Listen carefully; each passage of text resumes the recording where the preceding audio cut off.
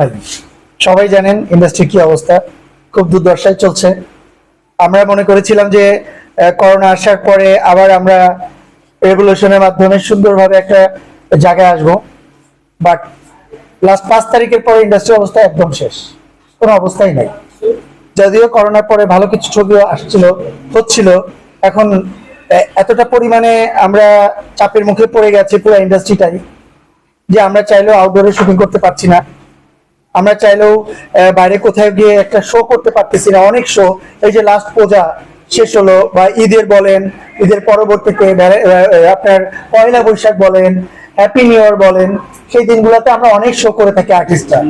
আবার শীতে সামনে শীত, লাস্ট শীত গেছে, সো সব জায়গায় শো বন্ধ।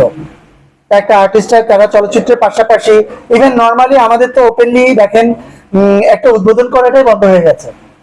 চাইলে আমরা কোথাও যে ওপেনলি সিকিউরিটির বাইরে আমরা উদ্বোধন করতে পারছি না।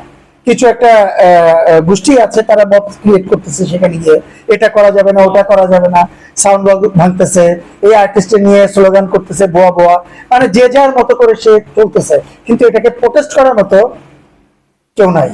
আপনার কি মনে হয় যে এটা আসলে কেন হচ্ছে? ব্যর্থতা হচ্ছে আমাদের অন্তর্বর্তীকালীন সরকার তাদের প্রশাসনটাকে সুন্দরভাবে এখন পর্যন্ত গুছিয়ে উঠতে পারে নাই। আমার বিশ্বাস যে ইনশাল্লাহ অতি দ্রুত সমস্যার সমাধান হবে, আর যতক্ষণ না পর্যন্ত একটা সুষ্ঠু সুন্দর নির্বাচন না হবে ততক্ষণ পর্যন্ত এটা আশাও করতে পারি না আমাদের মনে হচ্ছে। কারণ সবাই অনেক ট্রাই করেছে, প্রশাসনও ট্রাই করছে, বাট কোনোভাবেই এটাকে কন্ট্রোল করতে পারছে না। প্রতিদিনই দেখেন, প্রতিনিয়তই কোনো না কোনো একটা নতুন আপডেট, আপনার নতুন একটা ঘটনা আপনাদের চোখের সামনে আসতেছে, যেটা কখনো আমরা কল্পনাও করতে পারি না, একটার পর আছেই। কিন্তু সো এই জিনিসটা তো আমরা দেখি না, এর আগে অনেক কিছু আমরা নতুন দেখছি। এটাকে অবশ্যই আরো বেশি কন্ট্রোল করা দরকার যতক্ষণ না নির্বাচন না হবে। আমার মনে হয় নির্বাচন পরে আমাদের দায়বদ্ধতা থেকে, মানে সরকার একটা দায়বদ্ধতা থেকে সে আসবে, যেহেতু ভোটে নির্বাচিত, আমরা তাকে কোশ্চেন করতে পারবো, তাদেরকে বলতে পারবো ভাই আপনি তো ভোটে নির্বাচিত, আপনি কেন জনগণের জন্য করবেন না? তো সেই অপশনটাও এখন নাই।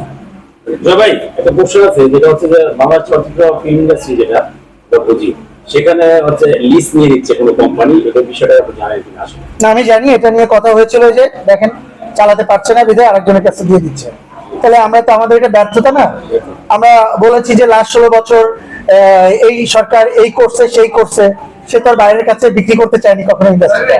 তাহলে আমরা কেন 5 তারিখের পরে এসে আমরা কেন ইন্ডাস্ট্রি বাইরের কাছে বিক্রি করবো? এটা তো আমাদের ব্যর্থতা একটা। তো আমরা চেষ্টা করেছি যে অবশ্যই যাতে আমরা বা তথ্য মন্ত্রণালয় এরকম কোনো ঘটনা না ঘটাই, তারা যাতে এটা না করে।